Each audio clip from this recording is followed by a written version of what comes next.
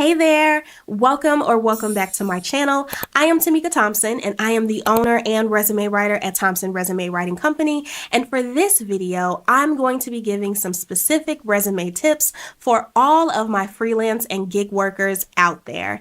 It's estimated that there are over 70 million freelance workers in the United States alone, and they account for roughly 36% of the American workforce overall. That is a lot of people, and freelance workers can be part-time or full-time.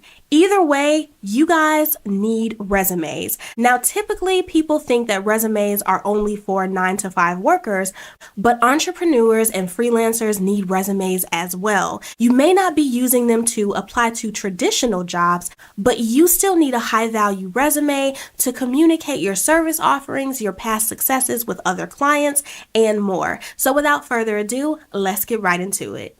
Number one on this list is to list all of the different platforms and websites that you are on and where you accept or receive or get clients from. Now, there are over 500 freelance or gig work platforms out there, and that includes Upwork, Fiverr, but you can also be receiving freelance work from Instagram or LinkedIn. So it's important for you to be specific on your resume about the platforms that you are on and how long you've been on them. And if you are on multiple platforms at one time, that is totally okay. So to list the different platforms that you're on, the first thing you'll want to do is list your title. And that is basically what is it that you do for your clients. Are you a graphic designer? Are you a copywriter? Are you a website designer? Are you an auditor, right? Put that core key title as your job title, list the platform, and then include the time frame. So if you started working for Upwork in 2020,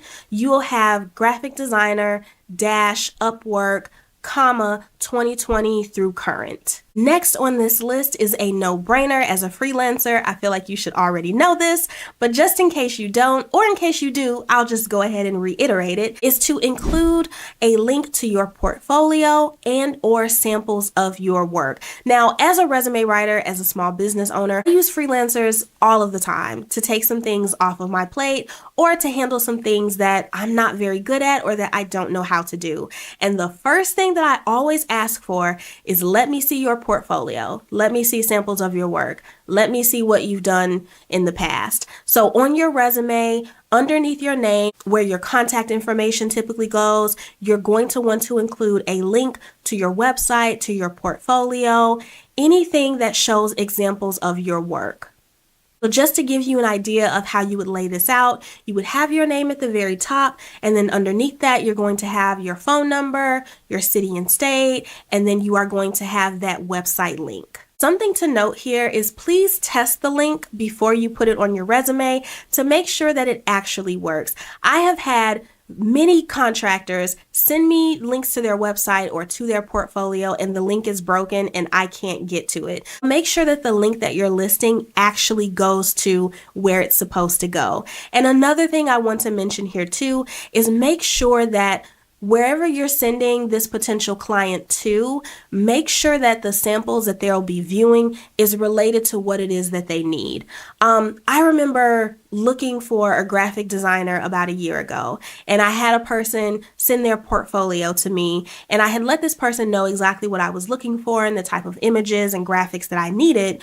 But when I looked at their portfolio, I saw nothing that was in alignment with what I needed. So you want to make sure that the information or the content that you're including in your samples overview or in your portfolio is something that the client or the potential client is going to want to see, and that it demonstrates your ability to match their needs. Next on this list is to give an overview or provide some details about what you worked on for or with the client. So if you're a graphic designer, talk about how people bring you on board to create graphics that grow their social media, that increase their LinkedIn following, that make their emails more polished, that they use in maybe print collaterals or digital assets that enhance the look and the visual aesthetic of their brand. And something else to note here also, provide some information or some background on how things were before you started and how things were once the contract or once the project ended. So for example, with the copywriting that you may have done for a client, did they see an increase or a boost in their email engagement rate? Did they get more likes or clicks to their website or on their Instagram or their social media, right? So provide some information on where the client was when you started working with them, and then give some information on how your work helped increase something, impact something, or boost something. Maybe they were struggling to get emails opened before because the copy wasn't as good and the subject lines were trash and the body of the email had no call to action and it was poorly written and all of that good stuff. And you came in, did your magic, and now everybody is opening their emails. Stuff like that. And you can also talk about ways that you may have thought outside of the box to help the client overcome a particular challenge or struggle.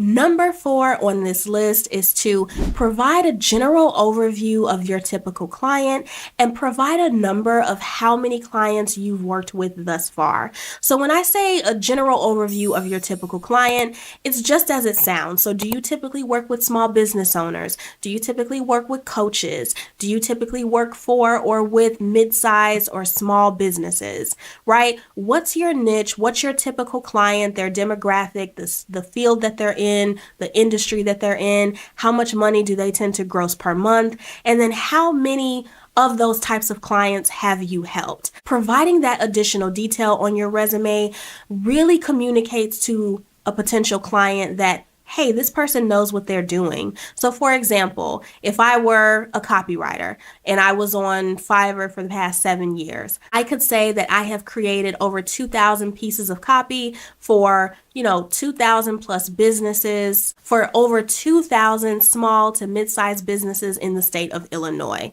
You see how it adds that extra oomph to it? And this is especially helpful in terms of building trust with a potential client. So if someone is able to take a look at your resume and see that you have an extensive background helping clients that mirror what they currently do, and you have experience doing what they need done, they are more than likely going to move forward with you or book with you or choose you or pay you or whatever, sign on to the project, because they have that added assurance that you've worked with people like them in the past, you know exactly what they're looking for, and you can do what they need you to do. Last on this list is to give a customer success rate and share different stories of how you've gone above and beyond for a client. So let's say you have worked with maybe 5,000 people over the course of your freelance career. How many of those 5,000 people were 100% satisfied or at least 90% satisfied? What were some different ways that you maybe went outside of the original project scope? Let's say you're a graphic designer and you were only brought on board, or the only project that you were supposed to complete was creating different design templates to streamline social media content creation. But you realized that the company didn't have a brand kit or any type of branding or anything like that. So maybe you came up with color schemes, fonts, and you packaged everything together for them. And now their social media is way more visually aesthetic and they present themselves more positively. Things like that. And then also provide some information on different ways that you either meet or exceed client expectations. So do you think outside the box? Do you go above and beyond what's expected? And I'm not talking about providing additional free services or anything like that, but maybe working with the client on one thing and noticing, hey, you actually need to consider adding this, and this. And maybe by bringing up that idea, that impacts or enhances the company or the business in some way, shape, or form. Things like that make a really big difference.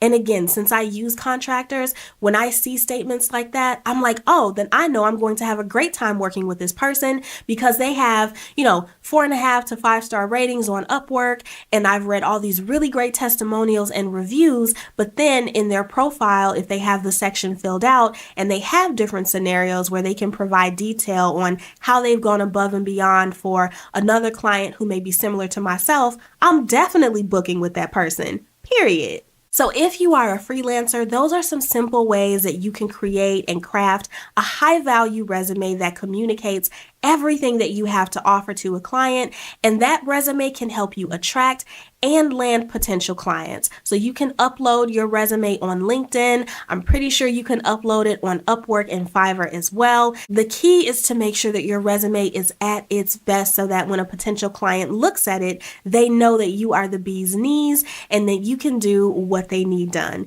If you found this video helpful, please go ahead and hit the like button down below. Go ahead and give me a thumbs up. If you have any additional questions related to writing resumes, if you're a freelancer that I did not answer in this video, go ahead and drop that question down in the comment box for me. If you are a freelancer and you need assistance with your resume, feel free to visit my website at www.thompsonresumes.com. You can also email me directly at hello@thompsonresumes.com. If you want more resume and career and job search tips from me, feel free to connect with me on social media. The links to my social media profiles are in the description box, in addition to the link to my email list where you can subscribe.